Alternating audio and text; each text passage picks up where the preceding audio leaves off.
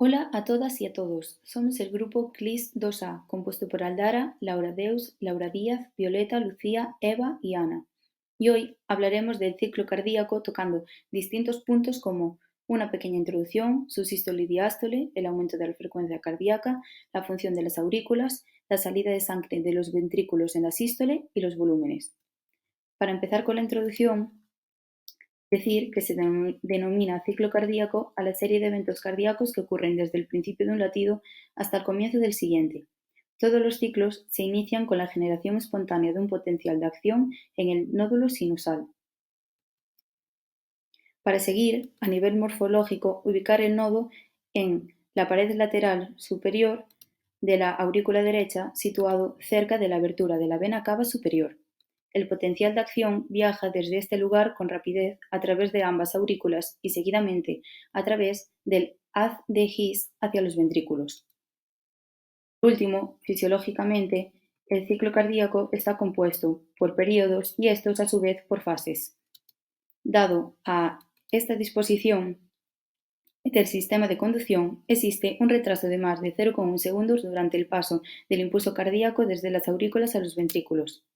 La presente acción posibilita la contracción de las aurículas antes de la contracción ventricular, a fin de bombear sangre a los ventrículos antes de que comience la contracción ventricular fuerte.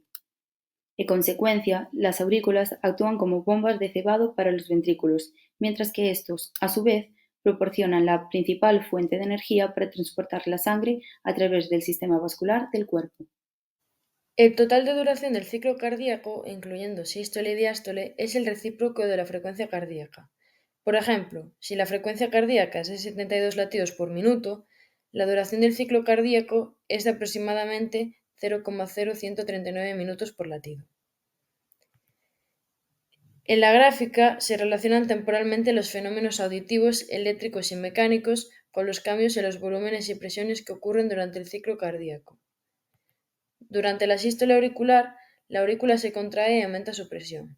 Al final de esta fase, la presión del ventrículo se hace mayor que la de la aurícula y se cierran las válvulas mitral y tricúspide. Posteriormente, en la contracción isovolumétrica, se produce un aumento de presión en el ventrículo, sin cambios en el volumen, como se puede observar en la gráfica. Durante la sístole ventricular, la contracción del ventrículo eleva rápidamente la presión intraventricular. Las valvas de las válvulas auriculoventriculares, al cerrarse, protruyen hacia las aurículas y generan las ondas C en las curvas de presión auricular.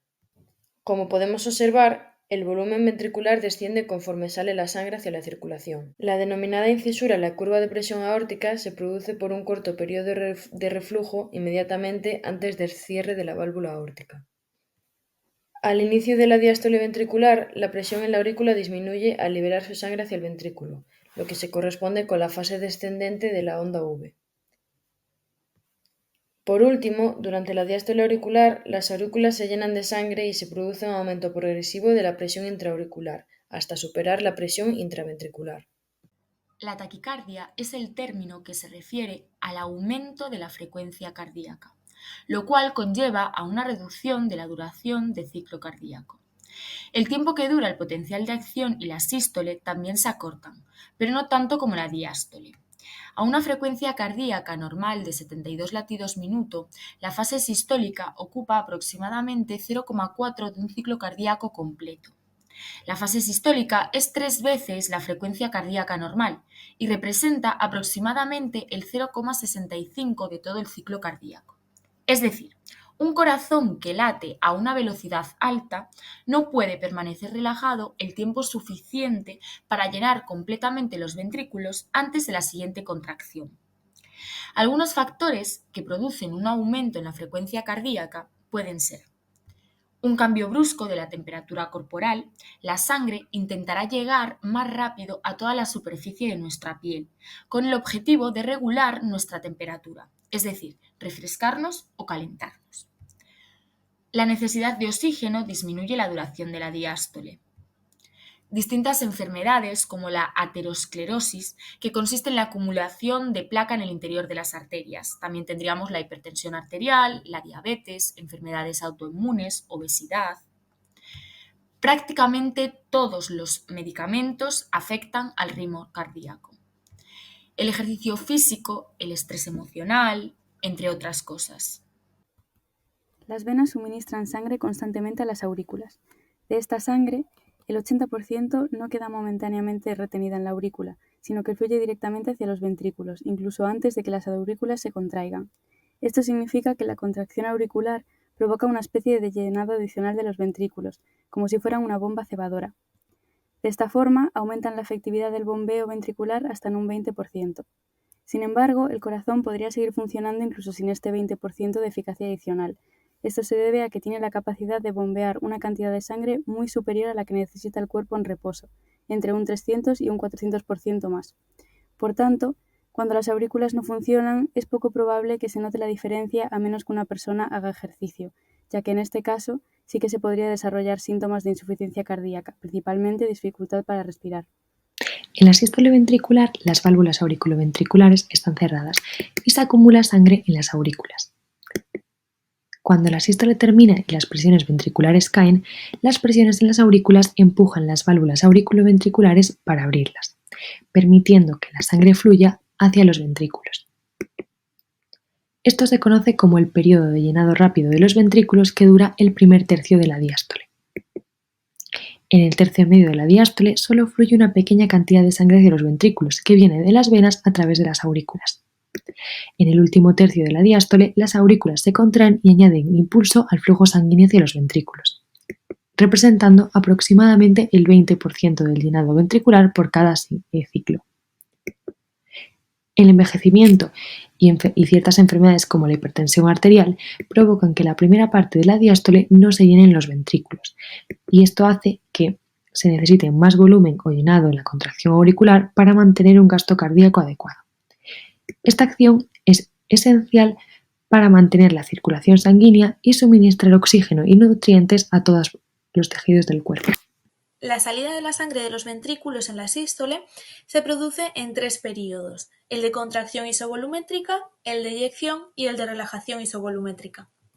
En el de contracción isovolumétrica, una vez empieza la contracción ventricular, la presión ventricular aumenta rápidamente, lo cual provoca que se cierren las válvulas auriculoventriculares. Después de esto se necesitan de 0,02 a 0,03 segundos para que el ventrículo adquiera una presión suficiente para empujar las válvulas semilunares, que serían la aórtica y la pulmonar. Por lo tanto, en esta etapa se contraen los ventrículos, pero todavía no hay un vaciamiento de los mismos. Este proceso se llama contracción isovolumétrica, ya que la tensión del músculo cardíaco aumenta, pero no hay acortamiento de las fibras musculares prácticamente.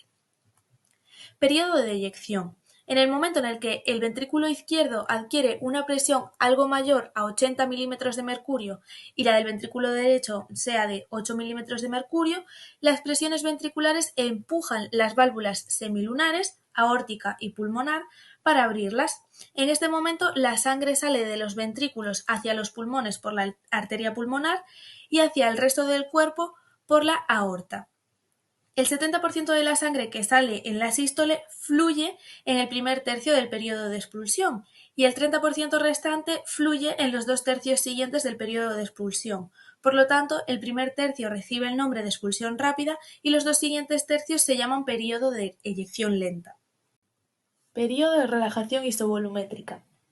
Al finalizar la sístole, el ventrículo comienza a relajarse bruscamente, por lo que las presiones intraventriculares disminuyen rápidamente. Una vez la sangre sale por las grandes arterias, las válvulas semilunares se cierran inmediatamente para impedir el retroceso de la sangre a los ventrículos. La relajación del músculo ventricular continúa de 0,03 a 0,06 segundos más, aunque el volumen ventricular no cambia. Esto da lugar a un periodo llamado de isovolumétrico o relajación isométrica, y mientras este proceso ocurre, disminuyen las presiones intraventriculares. A continuación se abren las válvulas auriculoventriculares para dar comienzo a un nuevo ciclo de bombeo ventricular. Ahora pasaremos a los volúmenes. Para medir el volumen de los ventrículos durante este ciclo cardíaco, diferenciamos 2 momentos diversos, lo que produce tener 2 volúmenes diferentes. Para empezar, encontramos el volumen sistólico, el cual se define como la cantidad de sangre que expulsa el ventrículo izquierdo en cada sístole. En un corazón sano y funcional, Durante la sístole, el llenado de los ventrículos aumenta el volumen de cada ventrícula a aproximadamente 110 o 120 mililitros. Este volumen se conoce como volumen telediastólico. Tras la sístole, el volumen disminuye a unos 70 mililitros. Conocemos este cambio como salida de volumen sistólico. Así, en los ventrículos encontramos un volumen de alrededor de 40 a 50 mililitros, llamado volumen telesistólico. Por otro lado, el volumen telediastólico que sale de los ventrículos se llama fracción de eyección y, aproximadamente, es el 60% del volumen telediastólico anterior. Este porcentaje es usado clínicamente para evaluar y tratar la capacidad sistólica cardíaca, en otras palabras, el bombeo. Cuando el corazón se contrae fuertemente, el volumen telesistólico puede llegar a disminuir hasta los 10 o 20 mililitros. Por el contrario, cuando grandes cantidades de sangre fluyen hacia los ventrículos durante la diástole, los volúmenes telediastólicos ventriculares pueden llegar a ser de 150 a 180 mililitros. Al aumentar tanto el volumen telediastólico como al disminuir el volumen telesistólico, la producción de volumen sistólico puede aumentarse a más del doble de lo normal. Hasta aquí nuestra presentación sobre el ciclo cardíaco. Muchas gracias.